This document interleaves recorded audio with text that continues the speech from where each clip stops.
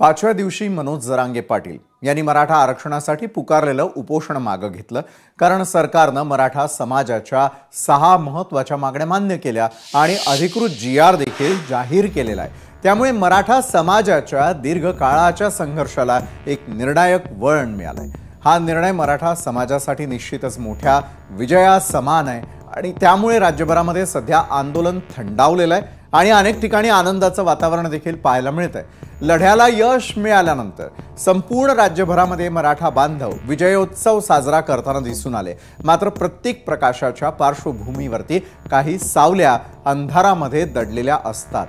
अन्यायाची भावना निर्माण झाल्यानं ओबीसी समाजाच्या नेतृत्वात आता तीव्र नाराजीची लाट उफाळून आलेली आहे आणि या निर्णयामुळे अबाधित ओबीसी आरक्षणावरती गदा येईल की काय असा प्रश्न अनेकांच्या मनात निर्माण झाला। तर इकडे छगन भुजबळांसारख्या नेत्यांनी तर चक्क जीआर विरोधात न्यायालयामध्ये जाण्याचा इशारा दिला। त्यामुळे हे वेगळं नाही की या वादामुळे पुढील काही दिवसात व्यापक आंदोलनाचा उदय होण्याची शक्यता मोठ्या स्वरूपात आहे। सरकारनं जीआर दिला मात्र त्यावर सामाजिक स्तरावरती एक मत होताना दिसून येत नाहीये। त्यामुळे या रणभूमीमध्ये कोण बाजी मारणार, जरांगेंना जे अपेक्षित होतं ते खरंच साध्य झालंय का? तसंच सरकारनं जरांगेंच्या मागण्या मान्य करत जो जीआर काढलाय त्याला खरंच ऐतिहासिक तोडगा म्हणता येईल का?